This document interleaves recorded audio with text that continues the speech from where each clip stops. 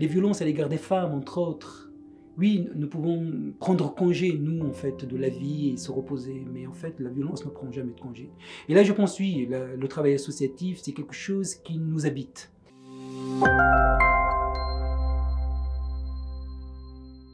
Pouvez-vous vous présenter en quelques mots? وحيد فرشيشي، خدمتي أستاذ قانون في جامعة قرطاج ومؤسس للجمعية التونسية للدفاع عن الحرية الفردية.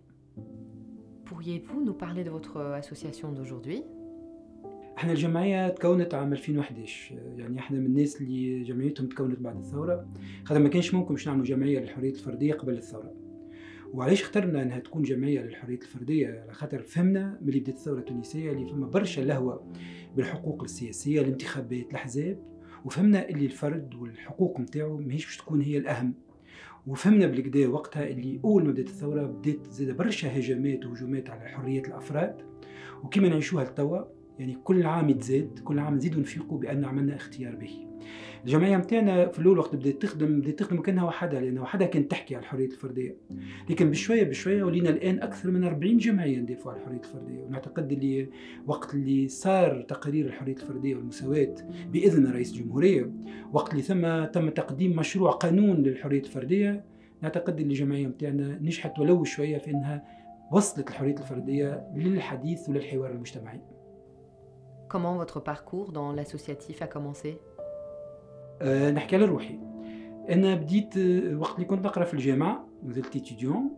كانت أول جمعية ندخل لها هي الجمعية التونسية لمكافحة الأمراض الجنسية والسيدا، اللي احنا نسميها بالدارجة لا لمست السيدا، ولأنا اليوم نعتبرها داري، بيتي، هذيك داري.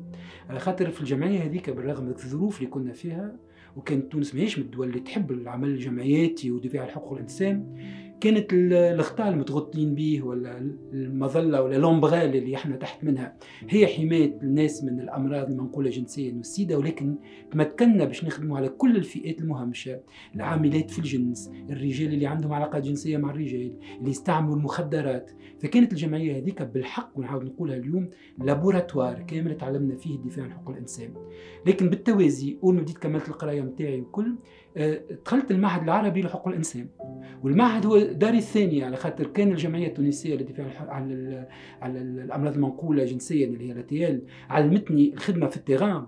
المعهد العربي علمني التفكير وعلمني كيفاش نخمم ونكتب في الحريات والحقوق. هذوما زوز خلوني تكونت شوية باش نهارت اللي جات الثورة التونسية وخممنا باش نعملوا جمعية، خممت باش تكون الجمعية متاعي تلمهم الزوز، تلم الجانب متاع التفكير والعلم والبحث، ولكن ما تنساش اللي هي تتوجه من ناس ضعاف برشا ومهمشين برشا، والناس تخزرهم خزرة خايبة. فكان دور الجمعية متاعنا إنها تخدم هالناس هذوما زادة من حيث العلم ولكن من حيث الواقع أيضا. Quels sont les soutiens que vous avez eus? هو برشا ناس أنا ما يلزمنيش ننساهم، برشا ناس وقفت معايا وعاونتني، مثلا نذكر ويسامحوني اللي باش ننساهم، خاطر أكيد باش ننسى بعض الأسماء. أنا عمري ما ننسى الدكتور رضا كمون، محمد رضا كمون، ان غران بروفيسور في الميديسين، من مؤسسين الجمعية التونسية للوقاية من الأمراض الجنسية والسيدا، اللي لحد الآن في العمر نتاعو سي رضا كمون عمره ما كان يحشم باش يتكلم على المثليين والمثليات، باش يتكلم على النساء العاملات في الجنس، باش يدافع على الأشخاص مستعملي المخدرات، بالرغم من القيمة العلمية نتاعو والمكانة. فكان إنسان وراني إنه تنجم تكون في أعلى مراتب العلم، ولكن ما يلزمكش تنسى اللي عندك رسالة في الخدمة.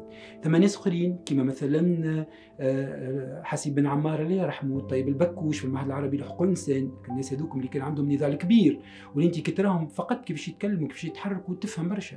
ولكن ما ننساش ثم ناس في الجامعه زاده، عمري ما ننسى محمد صالح بن عيسى الاستاذ الكبير تاع القانون اللي نهار اللي ولا وزير عدل، عمره ما نسى انه الناس الممسوسين في حقوقهم لازم يدافع عليهم. ولكن هذوما الكل ما يلزمش ينسيوني ننسى اللي انا تعرفت عليهم في حياتي، واللي هما علموني برشا حاجات، علموني ياسر حاجات.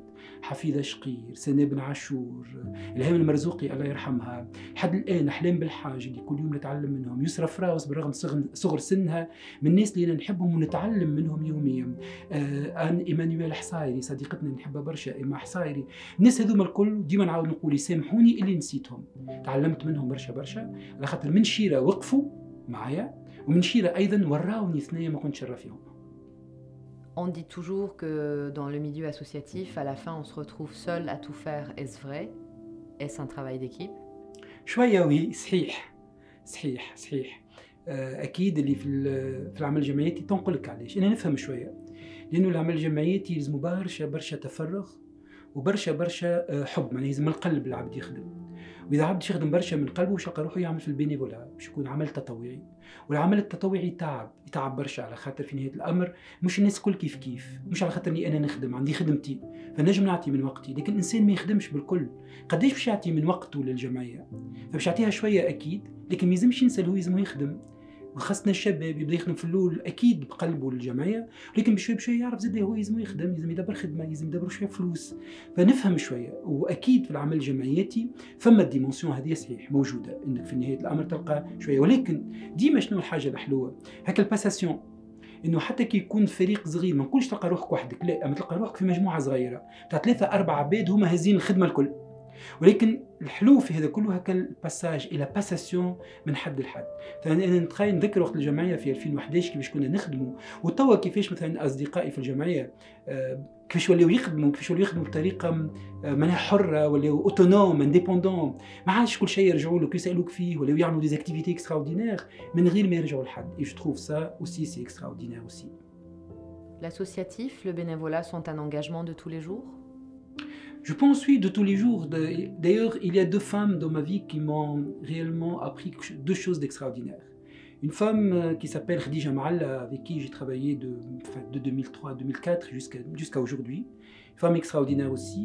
Elle nous disait, lorsqu'on travaillait sur le sida, elle nous disait oui, nous dormons, mais le sida ne dort pas.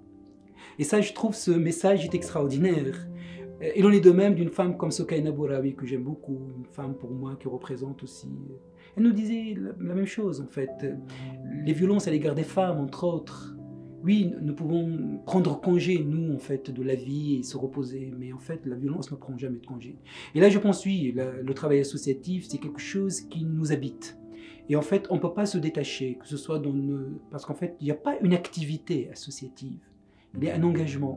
Et cet engagement, c'est un engagement quotidien, toutes les minutes, donc parce que, et notamment dans les domaines sur lesquels nous travaillons, ça veut dire les libertés individuelles. Lorsque vous voyez aujourd'hui des jeunes qui ont créé des associations extraordinaires et qui affrontent le pouvoir, telles que l'association Shams, Mawjoudine, Damj, les filles de Chouf, c'est des garçons et des filles un peu qui ont dépassé aussi ce cap de travailler uniquement comme en fait des personnes qui sont politiquement correctes. Non, ils sont et elles sont dans la rue pour dire ouvertement nous sommes queer. Et là, je pense que c'est un moment extraordinaire dans l'évolution du mouvement des droits humains en Tunisie. C'est exactement, je compare ça, lorsque les féministes, fin années 80 en Tunisie, ont créé leur association, elles ont dit « Nous sommes les femmes démocrates » par rapport à toute cette image que le pouvoir à l'époque voulait véhiculer de son soutien aux femmes. Ces garçons et ces filles d'aujourd'hui, et les plus, parce qu'il y en a ceux qui ne se considèrent ni garçons ni filles, et qui affrontent toute cette société en disant « Nous sommes différents », je trouve que c'est extraordinaire aussi. Une fois engagé pour toujours? Je pense, oui, peut-être, je dirais, jusqu'à la tombe et le outre-tombe. Le bénévolat est-il un épanouissement? Pour certains, oui, certes. Je vais vous dire, moi je parlerai de moi-même parce que je ne peux pas parler des autres. Je pense que peut-être grâce à ma situation financière et sociale, il ne faut pas oublier, parce que j'ai eu cette chance de ne pas être dans le besoin. Donc je pense. Et c'est pour ça que je comprends toutes les autres attitudes. Je les comprends, toutes. Y compris ceux et celles qui trouvent dans le travail associatif un gagne-pain. Je le comprends aussi. Mais en fait, je parle de moi-même, oui, c'est un plaisir, comment vous le décrire? Je ne sais pas. Moi, je suis un adepte de la lumière. C'est la chose qui me retient à la vie, c'est la lumière. Et je pense qu'en fait, le bénévolat dans le travail associatif ressemble à cette belle lumière. Je parle toujours de moi-même. Et je pense, oui, si mon engagement est là, et si je suis autonome, c'est parce que je suis bénévole. Quel est le message que vous pouvez transmettre aujourd'hui aux personnes qui souhaitent s'engager? En fait, premièrement, moi je souhaite, je sais pas, je suis pas du tout donneur de leçons, même si je suis enseignant, mais je pense que s'engager, c'est donner un sens extraordinaire à sa vie. Extraordinaire à sa vie, en fait. Le fait de voir d'autres personnes épanouies grâce à vous, sauvées grâce à vous, je pense que ça n'a aucun prix.